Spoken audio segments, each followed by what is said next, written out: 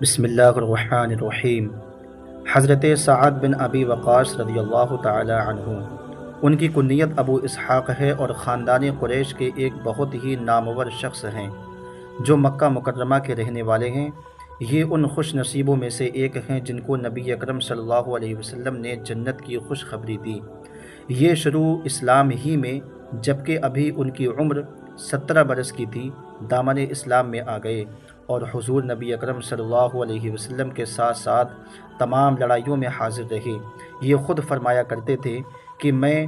وہ پہلا شخص ہوں جس نے اللہ تعالیٰ کی راہ میں کفار پر تیر چلایا، اور ہم لوگوں نے حضور صلی اللہ علیہ وسلم کے ساتھ رہ کر اس حال میں جہاد کیا کہ ہم لوگوں کے پاس سوائے ببول کے پتوں اور ببول کی پھلیوں کے کوئی کھانے کی چیز نہ تھی۔ حضور اقدس صلی اللہ علیہ وسلم نے خاص طور پر ان کے لیے یہ دعا فرمائی، اللہم سدد سہمہ و اجب دعوتہ۔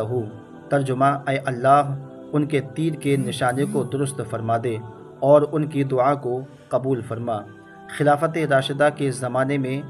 یہ بھی فارس اور روم کے جہادوں میں کمانڈر رہے۔ امیر المومنین حضرت عمر رضی اللہ تعالیٰ عنہ نے اپنے دور خلافت میں ان کو کوفہ کا گورنر مقرر فرمایا، پھر اس عہدے سے ہٹا دیا اور یہ برابر جہادوں میں کفار سے کبھی سپاہی بن کر اور کبھی اسلامی لشکر کے کمانڈر بن کر لڑتے رہے۔ جب عثمان غنی رضی اللہ تعالیٰ عنہ امیر المومنین ہوئے تو انہوں نے دوبارہ ان کو کوفہ کا گورنر بنا دیا۔ یہ مدینہ منورہ کے قریب مقام عتیق میں اپنا ایک گھر بنا کر اس میں رہتے تھے، اور 55 ہجری میں جب کہ ان کی عمر شریف 75 برس کی تھی، اسی مکان کے اندر وصال فرمایا۔ آپ نے وفات سے پہلے یہ وصیت فرمائی تھی کہ میرا اون کا وہ پرانا جبہ ضرور پہنایا جائے جس کو پہن کر میں نے جنگ بدر میں کفار سے جہاد کیا تھا۔ چنانچہ وہ جبہ آپ کے کفن میں شامل کیا گیا۔ لوگ پوری عقیدت سے آپ کے جنازے کو کندھا پر اٹھا کر مقام عتیق سے مدینہ منورہ لائے، اور حاکم مدینہ مروان بن حکم نے آپ کی نماز جنازہ پڑھائی اور جنت البقیع میں آپ کی قبر منور بنائی۔ عشرہ مبشرہ یعنی جنت کی خوشخبری پانے والے 10 صحابیوں میں سے یہی سب سے آخر میں دنیا سے تشریف لے گئے، اور ان کے بعد دنیا عشرہ مبشرہ کے ظاہری وجود سے خالی ہو گئی، مگر زمانہ ان کی برکات سے ہمیشہ ہمیشہ فیض پاتا رہا۔ کرامات: آپ کی کرامتوں میں سے چند کرامات یہ ہیں۔ بد نصیب بوڑھا: حضرت جابر رضی اللہ تعالیٰ عنہ سے روایت ہے کہ کوفہ کے کچھ لوگ حضرت سعد بن ابی وقاص رضی اللہ تعالیٰ عنہ کی شکایت لے کر امیر المومنین حضرت فاروق اعظم کے دربار خلافت میں مدینہ منورہ میں پہنچے۔ حضرت امیر المومنین نے ان شکایات کی تحقیقات کے لیے چند بھروسے مند صحابیوں کو حضرت سعد بن ابی وقاص کے پاس کوفہ بھیجا، اور یہ حکم فرمایا کہ کوفہ شہر کی ہر مسجد کے نمازیوں سے نماز کے بعد یہ پوچھا جائے کہ حضرت سعد بن ابی وقاص کیسے آدمی ہیں۔ چنانچہ تحقیقات کرنے والوں کی اس جماعت نے جن جن مسجدوں میں نمازیوں کی قسم دے کر حضرت سعد بن ابی وقاص کے بارے میں دریافت کیا، تو تمام مسجدوں کے نمازیوں نے ان کے بارے میں اچھا کہا اور تشریف اور تعریف کی، مگر ایک مسجد میں صرف ایک آدمی جس کا نام ابو سعدہ تھا، اس نے حضرت سعد بن ابی وقاص کی 3 شکایات پیش کیں اور کہا، لا یقسم بالسویہ ولا یسیر بالسویہ ولا یعدل فی القضیہ، یعنی یہ مال غنیمت برابری کے ساتھ تقسیم نہیں کرتے اور خود لشکروں کے ساتھ جہاد میں نہیں جاتے اور مقدمات کے فیصلوں میں انصاف نہیں کرتے۔ یہ سن کر حضرت سعد بن ابی وقاص نے فوراً ہی یہ دعا مانگی، اے اللہ، اگر یہ شخص جھوٹا ہے تو اس کی عمر لمبی کر دے اور اس کی غریبی کو بڑھا دے، اس کو فتنوں میں مبتلا کر دے۔ عبد الملک بن عمیر تابعی کا بیان ہے کہ اس دعا کا میں نے یہ اثر دیکھا کہ ابو سعدہ اس قدر بوڑھا ہو چکا تھا کہ بڑھاپے کی وجہ سے اس کی دونوں بھویں اس کی دونوں آنکھوں پر لٹک پڑی تھیں، اور وہ در بدر بھیک مانگ مانگ کر بہت فقیری اور محتاجی کی زندگی بسر کرتا تھا، اور اس بڑھاپے میں بھی وہ راہ چلتی ہوئی جوان لڑکیوں کو چھیڑتا تھا اور ان کے بدن میں چٹکیاں بھرتا رہتا تھا، اور جب کوئی اس سے اس کا حال پوچھتا تھا تو وہ کہا کرتا تھا کہ میں کیا بتاؤں، میں ایک بوڑھا جو فتنوں میں مبتلا ہوں، کیونکہ مجھ کو حضرت سعد بن ابی وقاص کی بد دعا لگ گئی ہے۔ دشمن صحابہ کا انجام: وہ ایک شخص ایک شخص حضرت سعد بن ابی وقاص کے سامنے صحابہ اکرام کی شان میں گستاخی و بے ادبی کے الفاظ بکنے لگا۔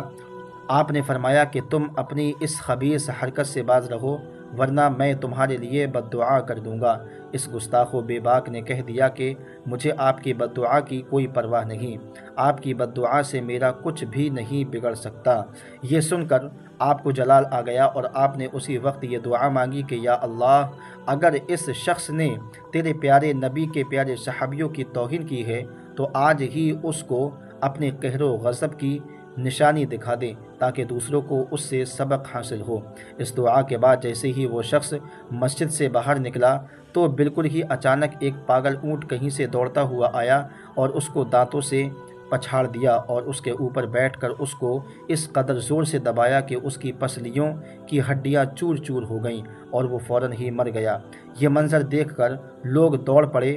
اور دوڑ دوڑ کر حضرت سعد کو مبارکباد دینے لگے کہ آپ کی دعا مقبول ہو گئی اور صحابہ کا دشمن ہلاک ہو گیا، گستاخ کی زبان کٹ گئی۔ جنگ قادسیہ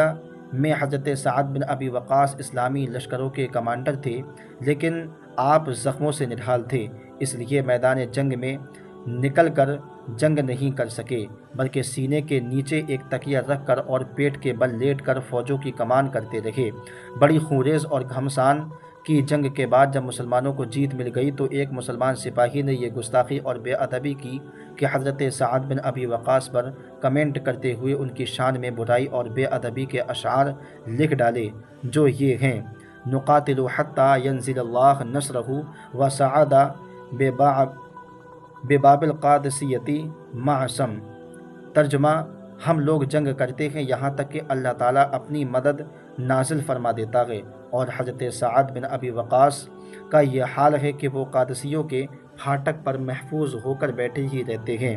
دوسرا شعر یہ لکھا جس کا ترجمہ ہے: ہم جنگ سے واپس آئے تو بہت سی عورتیں بیوہ ہو چکی تھیں، لیکن سعد کی کوئی بیوی بھی بیوہ نہیں ہوئی۔ اس دل خراش برائی سے حضرت سعد بن ابی وقاص کے دل ناسک پر بڑی زبردست چوٹ لگی اور آپ نے اس طرح دعا مانگی کہ یا اللہ، اس شخص کی زبان اور ہاتھ کو میری برائی کرنے سے روک دے۔ آپ کی زبان سے ان کلمات کا نکلنا تھا کہ یک یک کسی نے اس گستاخ سپاہی کو اس طرح تیر مارا کہ اس کی زبان کٹ کر گر پڑی اور اس کا ہاتھ بھی کٹ گیا اور وہ شخص ایک لفظ بھی نہ بول سکا اور اس کا دم نکل گیا، چہرہ پیٹھ کی طرف ہو گیا۔ ایک عورت کی یہ بری عادت تھی کہ وہ ہمیشہ حضرت سعد بن ابی وقاص کے مکان میں جھانک جھانک کر آپ کے گھریلو حالات کی تاک جھانک کیا کرتی تھی۔ آپ نے بار بار اس کو سمجھایا اور منع کیا مگر وہ کسی طرح نہیں رکی، یہاں تک کہ ایک دن نہایت جلال میں آپ کی زبان مبارک سے یہ الفاظ نکل پڑے کہ تیرا چہرہ بگڑ جائے۔ ان الفاظوں کا یہ اثر ہوا کہ اس عورت کی گردن گھوم گئی اور اس کا چہرہ پیٹھ کی طرف ہو گیا۔ حجت اللہ علی العالمین، جلد نمبر 2، صفحہ نمبر 866، بحوالہ ابن عساکر۔ السلام علیکم ورحمۃ اللہ تعالی وبرکاتہ۔